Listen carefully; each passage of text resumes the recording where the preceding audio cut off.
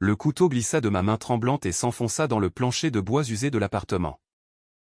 Comme si le destin lui-même refusait de me laisser trancher plus profondément que la peau. Paul. Mon reflet dans le miroir brisé. Me fixait avec des yeux accusateurs. Murmurant, et si l'amour était juste un mensonge qu'on se raconte pour ne pas affronter la solitude? Dehors. La pluie de Paris martelait les vitres. Un rythme funèbre qui semblait approuver ma chute libre dans l'abîme. Je m'effondrais à genoux. Les sanglots secouant mon corps frêle. Et c'est alors que la porte s'ouvrit en grinçant, laissant entrer un courant d'air froid chargé d'odeurs de tabac et de regrets. Louis se tenait là. Silhouette imposante contre la lumière jaunâtre du couloir. Son regard d'un bleu profond perçant l'obscurité comme une encre dans la tempête. « Tu trembles » dit-il simplement. Sa voix grave et chaude enveloppant la pièce comme une promesse non dite. Paris. Cette ville des amours éternels. M'avait toujours paru un mirage cruel pour quelqu'un comme moi. J'étais Paul. 25 ans. Un graphiste freelance aux ambitions étouffées par les factures impayées et les nuits solitaires dans un studio exigu du Marais. Mes journées se déroulaient entre les coups de crayon frénétiques sur ma tablette et les regards furtifs jetés aux passants dans le métro. Cherchant en eux un écho à cette faim inavouable qui me rongeait l'âme. J'étais gai. Oui. Mais dans une France où les lumières de la tour Eiffel masquaient encore les fissures d'une société hypocrite. Avouer cela revenait à danser sur le fil du rasoir. Ce soir-là. Alors que l'automne 2023 drapait la scène d'un voile de brume orangée. Je m'étais réfugié dans un café anonyme de la rue des Abbesses. Un de ces endroits où les artistes ratés viennent noyer leurs rêves dans un café crème tiède. La pluie avait commencé sans prévenir. Comme mes crises d'angoisse, soudaines. Implacables. Transformant les pavés en miroirs brisés de mes doutes. J'avais commandé un verre de vin rouge. Le genre bon marché qui picote la gorge et engourdit l'esprit. Et je fixais la vitre embuée. Traçant du doigt le contour d'un cœur que personne n'avait jamais vraiment vu. C'est là que Louis entra. Trempé jusqu'aux os. Son imperméable beige collant à son corps athlétique comme une seconde peau. Il avait la quarantaine bien entamée. Avec ses rides d'expression qui creusent le front des hommes qui ont vu trop de tempêtes.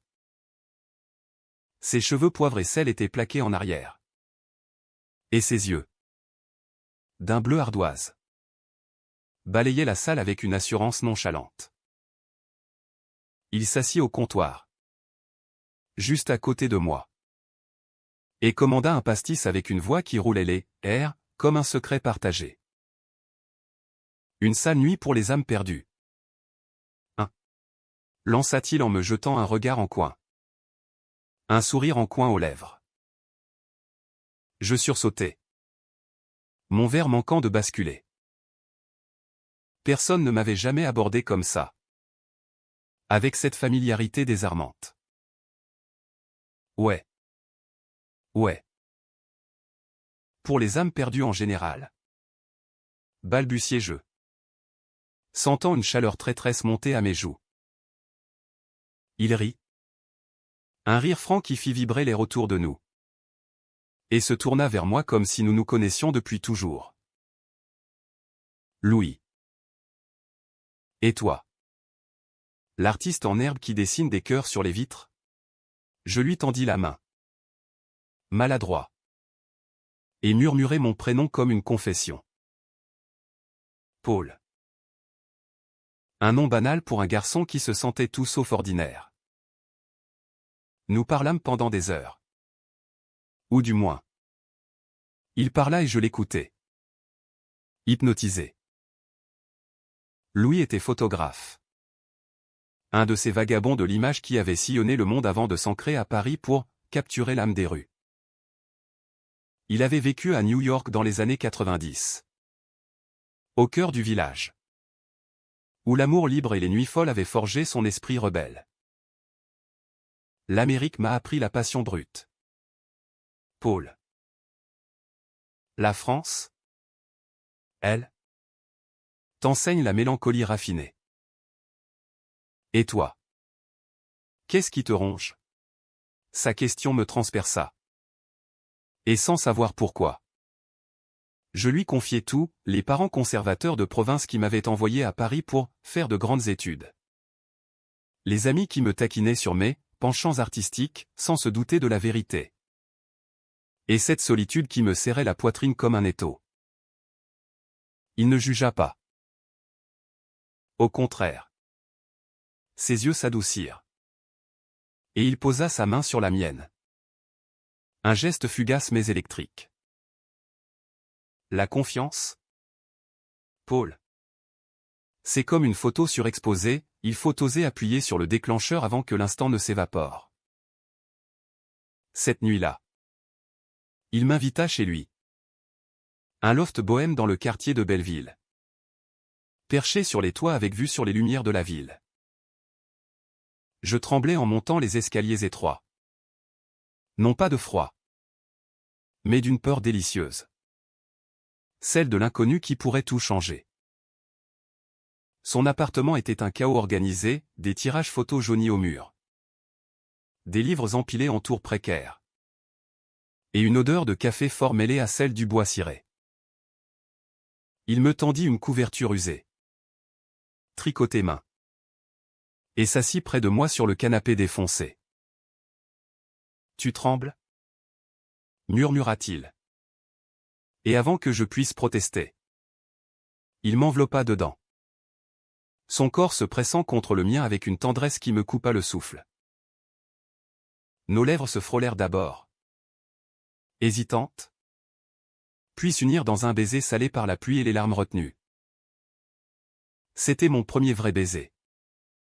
Paul. Avec un homme qui me voyait vraiment. Les semaines suivantes furent un tourbillon.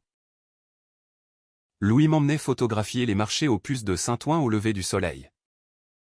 Où les ombres longues des étals racontaient des histoires d'amours oubliés. Nous marchions le long de la Seine au crépuscule. Nos doigts entrelacés cachés dans les poches de nos manteaux. Évitant les regards curieux des passants. Il m'apprit à voir la beauté dans les fissures, regarde cette pierre érodée par l'eau. Paul. Elle est plus forte que les blocs parfaits. Et moi. Je lui dessinais des portraits volés. Capturant ses sourires en demi-teinte. Ses yeux qui s'assombrissaient quand il parlait de son passé. Mais sous cette idylle naissante, des ombres planaient. Louis évitait certains sujets, son ex-mari. Un Américain qu'il avait quitté dans une rupture explosive 10 ans plus tôt, ses nuits solitaires avant notre rencontre. Hanté par des regrets qu'il balayait d'un haussement d'épaule. Et moi. Je portais mes propres fantômes, un appel de ma mère. Une voix pincée me rappelant que l'horloge biologique tourne. Paul. Et les bons partis ne courent pas les rues. Je raccrochais. Le cœur serré. Me blottissant contre Louis comme un enfant perdu. Un soir d'hiver. Alors que la neige rare saupoudrait les toits de Montmartre. Nous fîmes l'amour pour la première fois. Ce n'était pas une conquête brutale. Mais une danse lente. Nos corps se découvrant avec une révérence presque sacrée. Ses mains. Calleuses d'avoir tenu trop d'appareils photo. Traçaient des cartes sur ma peau. Et ses murmures en français mêlés d'anglicisme, Yoursaf. Mon amour, me faisait fondre. Dans ses bras. Je n'étais plus le garçon tremblant du café, j'étais vivant. Désiré. Entier. Pourtant. Le doute s'insinuait. Un message anonyme sur mon téléphone. Un soir où Louis dormait, il t'a déjà brisé une fois. Sauve-toi. Mon cœur s'emballa. Qui? Un ami jaloux? Un fantôme du passé? Je rangeai le portable. Mais la graine de la méfiance était plantée. Paris. Avec ses ruelles labyrinthiques. Semblait soudain conspirer contre nous. Ces murs tagués murmurant des avertissements que je refusais d'entendre. Le printemps arriva comme un amant volage, éveillant les parcs de Paris en un festival de couleurs pastel. Les cerisiers de Notre-Dame bordaient la Seine d'une dentelle rose. Et Louis et moi, nous nous promenions là, main dans la main, ignorant les regards obliques des touristes. Regarde-les. Ces pétales qui tombent, disait-il en capturant l'instant avec son Leica vintage. Fragile, mais il danse jusqu'au bout. Je hochais la tête, mais intérieurement, le message anonyme me rongeait comme un acide lent. Je décidai de ne pas en parler. La confiance? Après tout, c'était ce qu'il m'avait promis. Au lieu de cela, je plongeais plus profondément dans notre bulle. Nous passions des week-ends à la campagne, dans une petite maison qu'il louait près de Giverny, où les jardins de Monet inspiraient nos après-midi paresseux. Là, allongé dans l'herbe haute, il me racontait des bribes de son passé américain, les nuits folles à Fire Island, les amis perdus au sida dans les années 80, et cette rupture avec Marc, son ex, qu'il avait laissé avec une cicatrice invisible. Il m'a trahi, Paul. Pas avec un autre, mais avec le silence. Il a nié notre amour quand sa famille a menacé de le déshériter. J'ai fui à Paris pour recommencer. Ces mots me touchaient. Mais ils éveillèrent aussi une peur sournoise. Étais-je juste un pansement sur sa plaie? Ou pire? Allais-je devenir le prochain chapitre de trahison? Je chassais ses pensées en l'embrassant, nos corps se fondant sous le soleil tiède. Mais le doute persistait. Un murmure dans le vent. De retour à Paris, la vie reprit son cours effréné. Mon travail décollait enfin, un contrat avec une galerie du quartier latin pour une expo de mes illustrations queer. Des silhouettes androgynes dansant au milieu de la ville indifférente. Louis était fier.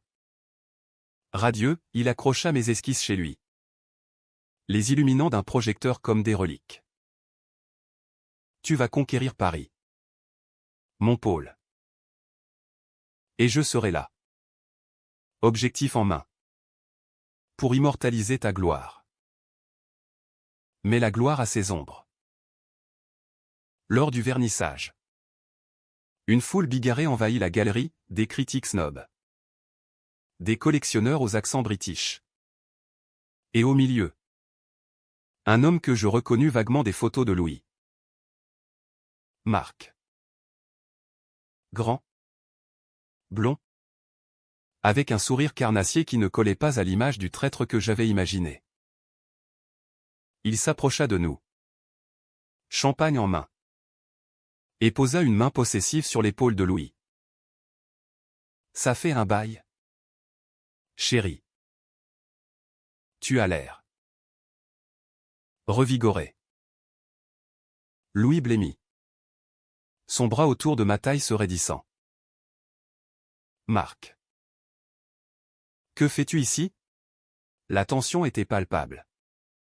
Un fil tendu prêt à rompre. Marc rit. Un son faux comme une note discordante. Un ami commun m'a invité. Et puis, j'entends que tu fréquentes les jeunes talents.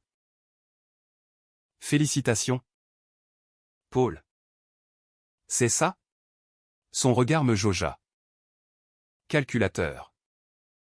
Et je sentis une nausée monter. Louis l'écarta poliment. Mais le mal était fait. Toute la soirée, je sirotais mon verre en observant leurs échanges furtifs. Des sourires forcés qui masquaient des poignards.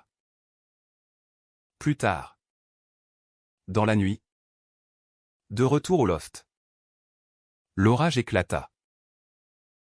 Pas la pluie, mais les mots. Qui était-ce vraiment? Louis? pas juste un ex. Il te regardait comme si tu lui appartenais encore. Ma voix tremblait. Accusatrice. Il soupira. S'asseyant sur le bord du lit. La tête entre les mains. Marc est revenu à Paris pour affaires. Il veut recoller les morceaux. Mais c'est fini. Paul. Toi et moi. C'est réel. Je voulais le croire. Mais le poison du doute s'était répandu. Les jours suivants. Je fouillais son téléphone pendant qu'il dormait, un acte minable que je me reprochais aussitôt. Des messages de Marc, souviens-toi de nos nuits à Manhattan. Il ne te comprendra jamais comme moi. Mon cœur se serra. Trahison? Pas encore. Mais la graine germait. Puis vint le premier vrai conflit.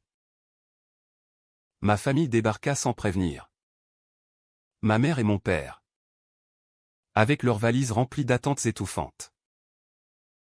Dîner au restaurant. Sous les arcades de la rue de Rivoli. Louis n'était pas invité, trop tôt pour les présentations. Avait dit maman avec un sourire crispé. Mais il insista pour m'accompagner. Un geste de solidarité qui tourna au désastre. Mon père. Ingénieur rigide de Lyon. Le Toisa, photographe. Sapait les factures. Épaule. Avec ses dessins bizarres. Trouve un vrai boulot. Fiston. Louis resta calme. Mais je vis la fureur dans ses yeux. Plus tard. Dans la voiture. Il explosa, il te voit comme un projet à réparer. Paul. Et toi? Tu les laisses faire? Les larmes coulèrent. C'est ma famille. Toi. Tu as fui la tienne. Qu'est-ce que tu sais de la loyauté? Les mots blessèrent. Et il freina sec. Me fixant avec une douleur nue. La loyauté.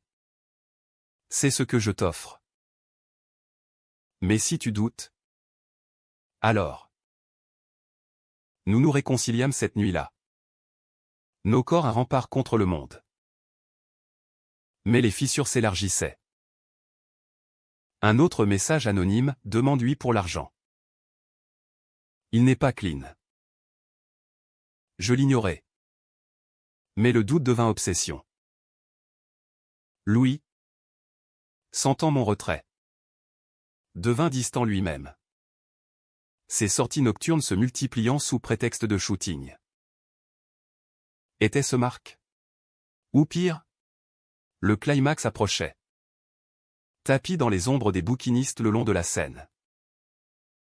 Un après-midi. Je le suivis. Jaloux et paranoïaque. Il entra dans un bar discret de Pigalle. Un lieu queer où les néons roses clignotaient comme des invitations au vice. À travers la vitre, je le vis rire avec un groupe d'hommes. Marc au centre. Une main sur son genou. Mon monde s'effondra. Je partis en courant. La pluie recommençant à tomber. Effaçant mes traces mais pas ma rage. La trahison n'est pas toujours un coup de poignard flamboyant, parfois. C'est un murmure qui s'infiltre dans les veines. Empoisonnant le sang goutte à goutte. Je rentrai chez moi ce soir-là. Trempé et brisé. Claquant la porte de mon studio comme pour sceller un tombeau. Le miroir me renvoya un fantôme, yeux rougis. Lèvres mordillées jusqu'au sang. Et cette couverture de Louis. Abandonnée la lors de notre dernière nuit. Roulé en boule comme un reproche muet. Je m'y enroulai. Cherchant son odeur au tabac. Lavande. Mensonge et je pleurais jusqu'à l'aube. Les sanglots se muant en une colère sourde. Le lendemain. Il m'appela. 20 fois. 30. Je laissais sonner. Chaque vibration un rappel de ma naïveté. Enfin. Je décrochais. La voix rauque, laisse-moi tranquille. Louis. J'ai vu. Pigalle. Marc. Tout. Silence. Puis. D'une voix brisée, Paul. Ce n'est pas ce que tu crois. Laisse-moi expliquer. Expliquer? Le mot me fit rire. Un son amer est cassé. Explique au téléphone. Alors. Ou mieux. Explique pourquoi tu mens depuis le début. Il débarqua 1 heure plus tard. Le visage hâve. Les yeux cernés par une nuit sans sommeil. Il portait le même pull gris que le soir du café. Celui qui avait absorbé mes premières larmes. Écoute-moi. Implora-t-il en s'agenouillant devant moi. Une posture qui me désarma malgré tout. Les mots jaillirent alors. Un torrent, Marc n'était pas revenu pour l'amour. Mais pour l'argent. 10 ans plus tôt, ils avaient investi ensemble dans une galerie photo à New York. Un rêve commun qui s'était effondré avec leur couple. Louis avait fui avec sa part. Légalement. Mais Marc, ruiné par des dettes, le traquait depuis. Accusant trahison. Il me harcèle? Paul. Hier soir? C'était un piège, il voulait que tu voies. Pour nous séparer. Il sait que tu es ma faiblesse. Mon point lumineux dans cette merde. Je voulais le croire. Oh comme je le voulais. Mais les preuves? Les messages? Les rires complices? Et l'argent anonyme? Les textos que j'ai vus? Il pâlit. Quel argent? Je lui montrai mon téléphone. Les captures d'écran que j'avais faites dans ma paranoïa. Ses yeux s'écarquillèrent. C'est Marc qui t'envoie ça. Il pirate mes contacts. Paul. Je te jure. Sa voix se brisa. Et il tendit la main vers moi. Suppliant. Hésitant. Je la saisis. Et nous nous embrassâmes. Un baiser désespéré. Salé de larmes et de peur. Mais la confiance, une fois fissurée, ne se recolle pas avec des mots. Les jours suivants furent un purgatoire, des nuits où nous faisions l'amour comme pour exorciser les démons. Et des matins où le silence pesait comme une enclume. Louis coupa tout contact avec Marc. Changea son numéro. Mais l'ombre planait. Et moi? Je sombrais dans une spirale, annulant des rendez-vous pro. Évitant les amis. Hanté par l'idée que l'amour gay, en France ou ailleurs, n'était qu'une illusion fragile face à la société qui nous tolérait à peine. Puis vint le coup fatal. Une lettre, glissée sous ma porte un soir de mai, quand les lilas embaumaient les rues du Marais. L'enveloppe était anonyme. Cachetée d'un seau rouge sang. Dedans. Des photos, Louis et Marc. Enlacés dans un lit d'hôtel parisien. Daté d'il y a 3 semaines. Mon estomac se noie. Trahison confirmée. Je courus chez lui. La lettre froissée en point. Et tambourinée à la porte jusqu'à ce que mes phalanges saignent. Il ouvrit. Torse nu. L'air surpris. Paul? Qu'est-ce que? Je lui jetai les photos au visage. Espèce de salaud. Tu m'as menti. Tout ça pourquoi? Une nuit de plus avec ton ex? Il ramassa les clichés. les yeux écarquillés d'horreur. Ce n'est pas ce que... Attends. C'est date. C'est truqué. Marc est un manipulateur. Il photoshop tout. Je n'ai pas revu ce fumier depuis des mois. Mais ces dénégations sonnaient faux. Ou peut-être étais-je trop brisé pour les entendre. La dispute fut volcanique. Je hurlais mes peurs, tu m'as promis la confiance. Louis. Et toi? Tu danses avec les ombres. Je ne suis qu'un gamin pour toi. Un pansement jetable. Il riposta. La voix tremblante, et toi? Tu préfères croire un fantôme plutôt que moi? L'amour? C'est la foi. Paul. Pas d'épreuve. Je partis en claquant la porte. Courant dans la nuit parisienne. Les larmes brouillant les néons des Champs-Élysées. Derrière moi. Son cri, reviens. On peut réparer ça. Les semaines qui suivirent furent un enfer. Je m'enfermai dans mon studio. Survivant de croissants rassis et de vin bon marché. Mes dessins se muant en gribouillis rageurs de cœurs brisés. Mes amis, ceux qui savaient pour Louis, tentaient de me raisonner, il t'aime. Paul. Les ex sont des poisons. Mais le vrai amour guérit. Mais la douleur était trop vive. Un feu qui consumait tout. Un soir, au bord du gouffre, je saisis le couteau de cuisine. Le posant contre mon poignet. Non pour mourir. Mais pour sentir quelque chose de plus fort que cette trahison. C'est là que le houp du début se referma, le couteau glissa. Et je m'effondrai. Tremblant. La porte s'ouvrit, comment avait-il su? Et Louis entra. Couverture en main. Tu trembles? Murmura-t-il. M'enveloppant. Son corps un bouclier contre l'abîme. Dans les abysses de la trahison. L'âme humaine révèle ses strates les plus sombres. Comme un négatif photo développé dans l'obscurité d'une chambre noire. Louis me berça cette nuit-là. Ses bras un rempart précaire contre la tempête intérieure qui me secouait.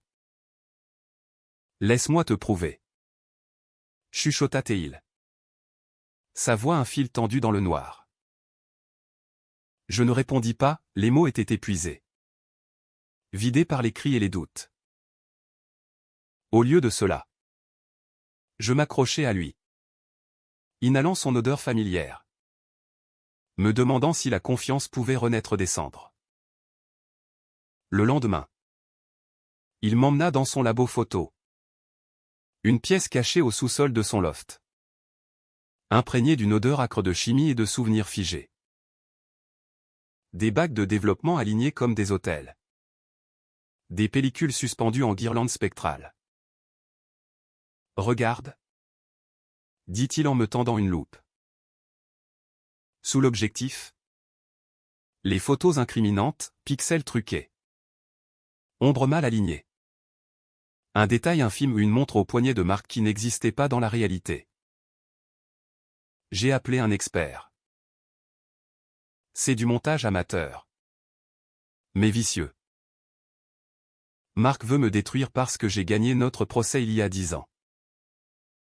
Et toi? Il sait que te blesser me tue.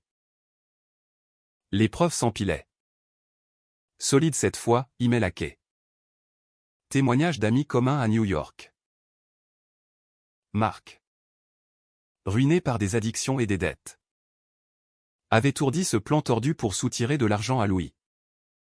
Utilisant notre amour comme levier. Je sentis la colère se muer en pitié pour lui. Pour nous. Pourquoi ne m'as-tu pas dit tout ça dès le début, demandai-je. La voix brisée. Il baissa les yeux. Peur. Peur que tu me vois comme un perdant. Un homme marqué par le passé. En Amérique. On glorifie les cow-boys solitaires, en France. On cache ses cicatrices sous un foulard chic. Nous pleurâmes ensemble ce jour-là. Un cataclysme cathartique qui lava les toxines. Mais la guérison n'est pas linéaire, elle serpente comme la Seine au crépuscule. Les nuits suivantes. Nous parlâmes jusqu'au bout de la nuit, de mes peurs d'être, pas assez homme, pour ma famille. De ses regrets d'avoir fui plutôt que de combattre pour Marc autrefois. L'amour n'est pas une possession. Paul. C'est un choix quotidien. Fragile comme un tirage argentique. Ces mots, imprégnés de cette mélancolie française que j'aimais tant, me ramenèrent à la surface. Pourtant, le monde extérieur conspira contre nous. La presse locale, friande de scandales queer, flairait l'affaire. Un article anonyme dans un tabloïd du soir dépeignait Louis comme un séducteur manipulateur, hantant les bars de Pigalle. Ma famille, alertée par un cousin curieux, m'appela en pleurs. Paul. C'est quoi ces histoires? Un homme plus vieux? Pense à nous. À ton avenir. Je raccrochai, le cœur en lambeaux, et courus vers Louis, qui luttait contre sa propre tourmente. Marc avait porté plainte pour diffamation. Un dernier coup bas. Le haut de la vague arriva un soir de juin. Sous un ciel parisien zébré d'éclairs. Nous nous réfugions dans un cinéma du quartier latin. Un vieux Rex au siège en velours usé. Pour une rétrospective de films noirs américains, ces histoires de trahison et de rédemption qui nous ressemblaient tant. Double Indemnity. Avec son amant fatal, The Maltese Falcon. Quête vaine d'un trésor illusoire.